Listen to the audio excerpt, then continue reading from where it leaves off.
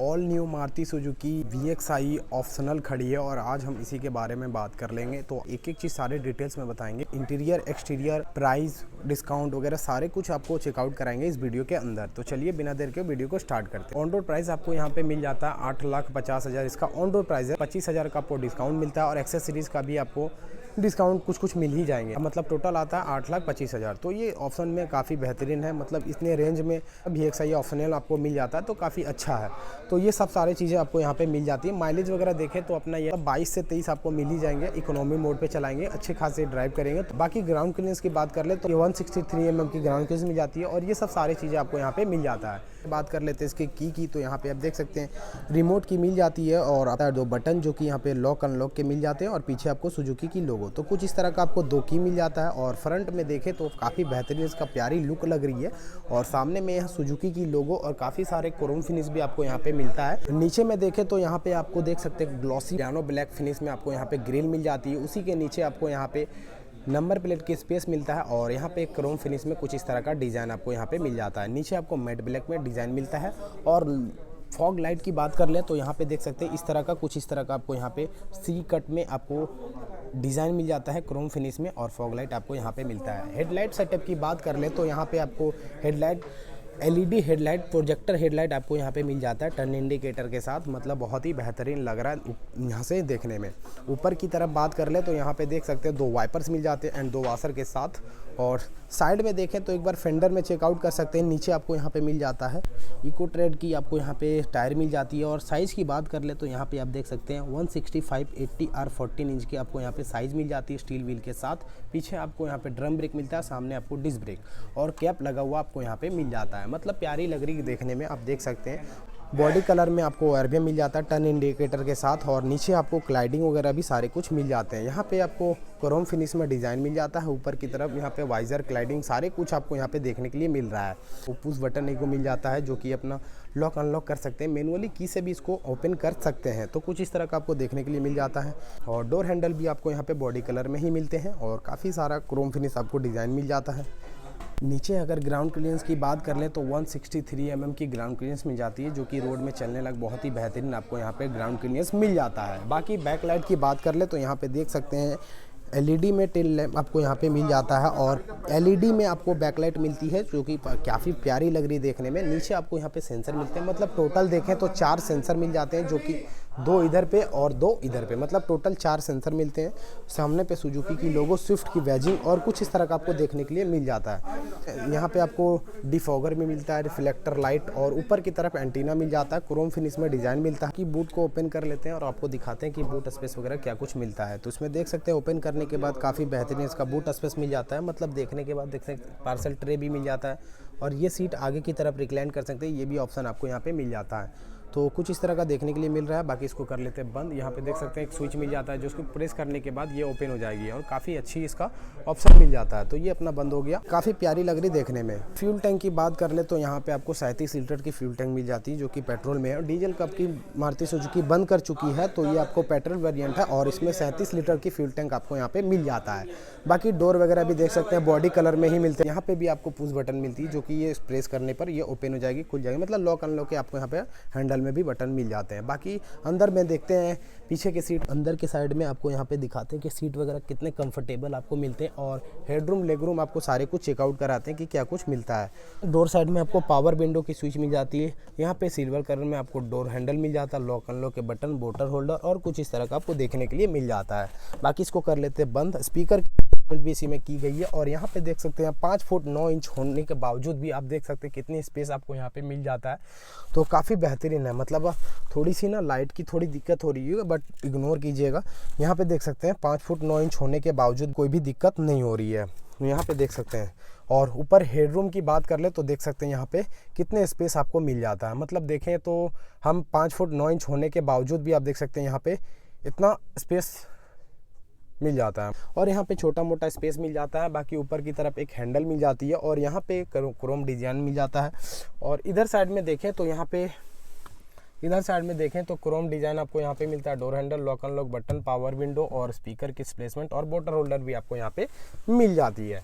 पीछे की तरफ में देखें तो यहाँ पे देख सकते हैं आपको हेडरेस्ट भी आपको यहाँ पे सीट में ही अटैच मिलता है, और कवर वगैरह जो है ना एक्सेसरीज का पार्ट है, ये आपको एक्सेसरीज में ही मिलेंगे। पीछे आपको पार्सल ट्रे मिल जाता है जो कि सामान वगैरह छोटी मोटी कैरी कर सकते हैं। बाकी चलते हैं आगे की तरफ, तो चलिए चलते हैं अंदर और दिखाते हैं।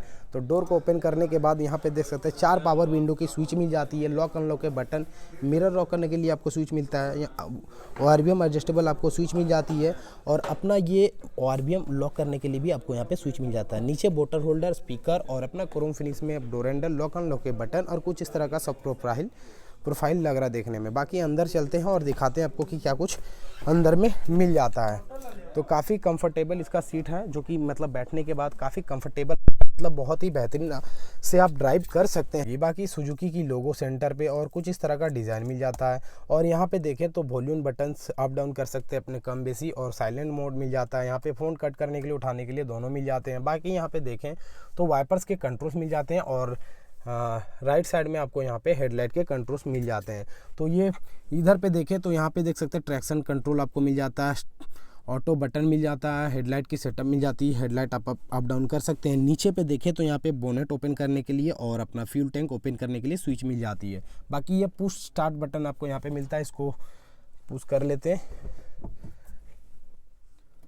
तो ये अपना इग्निशन ऑन करने के बाद मतलब ये पुट स्टार्ट बटन है, यहाँ पे आपको क्रोम फिनिश देखने के लिए मिल जाता है। बाकी यहाँ पे देखिए इधर पे एक छोटा सा डिस्प्ले मिल जाता है, जो कि इसको बंद कर लेते हैं पहले।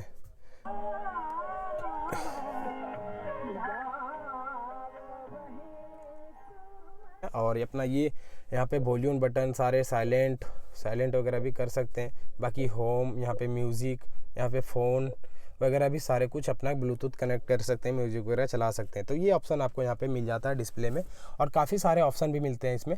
उसी के नीचे आपको यहाँ पे मिल जाता है 2 AC के वेंट, और अपना सेंटर पे इमरजेंसी लाइट स्विच मिलती है, और AC के कंट्रोल्स आपको यहाँ पे मिल जाता है, जो कि देखने में प्यारी लग रही है, और अपना अप डाउन अपने हिसाब से कर सकते हैं, जो कि काफ़ी अच्छी है। बाकी यहाँ पे स्विचेस वगैरह भी आपको यहाँ पे मिल जाता है, और पियानो ब्लैक में देखने में बेहतरीन लग रहा है। बाकी उसी के बगल में बात कर ले तो यहाँ पे आपको ग्लोव बॉक्स मिल जाता है, जो कि पेपर वगैरह रख सकते हैं, और अच्छी खासी मिल जाती है स्पेस में। और उधर की बात करें AC के वेंट और एयर बैग भी आपको यहीं पे मिलता है, और कुछ इस तरह का देखने के लिए मिल जाता है।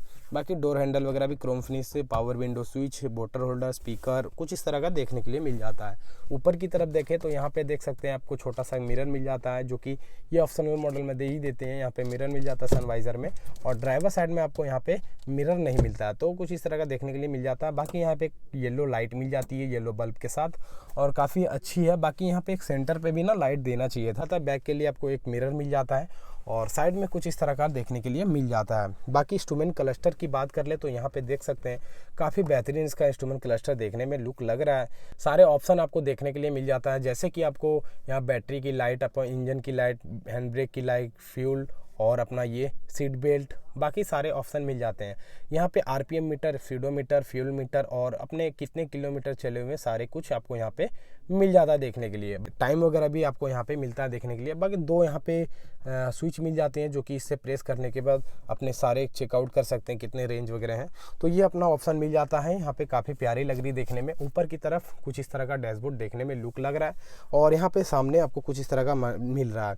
AC के नीचे की बात कर ले तो यहाँ पे देख सकते हैं 12 वोल्ट की चार्जिंग पॉइंट मिल जाती है, और अपना ये USB पॉइंट भी आपको यहाँ पे मिल जाता है। छोटी मोटी स्पेस मिल जाती है, 2 कप होल्डर मिल जाता है। गियर की बात कर ले तो 5 ट्रांसमिशन मैनुअल गियर आपको यहाँ पे मिल जाता है, और हैंड ब्रेक आपको क्रोम फिनिश में डिजाइन में मिलता है, और कुछ इस तरह का आपको स्पेस मिल जाती है, जो कि खुले वगैरह अपने पैसे वगैरह रख सकते हैं। तो ये अपना ऑप्शन यहाँ पे मिल जाता है। सीट कंफर्ट की बात करें तो काफ़ी बेहतरीन है, मतलब सीट काफ़ी अच्छी आपको यहाँ पे मिल जाती है। कवर इसमें एक्सेसरीज का पार्ट है, जो कि हाफ कवर इसमें लगाया गया है।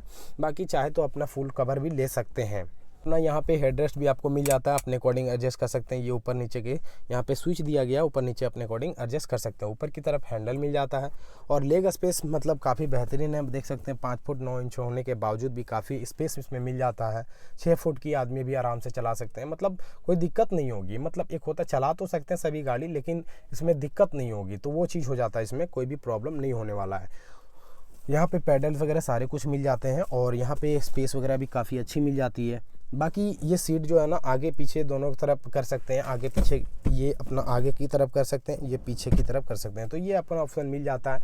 बाकी ये जो है ना पीछे की तरफ सीट आगे रिक्लाइन भी कर सकते हैं और पीछे भी अपने अकॉर्डिंग एडजस्ट कर सकते हैं। तो ये सारे ऑप्शन आपको यहाँ पे मिल जाता है। इंटीरियर में चेकआउट कर ही लिए, अब चलते हैं बाहर। इस रिव्यू में अगर कुछ छूट गया हो तो मुझे कमेंट कर रहे हैं, ताकि हम अगली बार फिर से आपको बताने की कोशिश करेंगे। और इस गाड़ी की रिव्यू कैसी लगी, अगर अच्छी लगी हो तो लाइक शेयर कमेंट जरूर करना है और चैनल को सब्सक्राइब कर देना है। और मिलते हैं नेक्स्ट वीडियो के साथ नेक्स्ट रिव्यू में। तब तक के लिए बाय बाय एंड जय हिंद।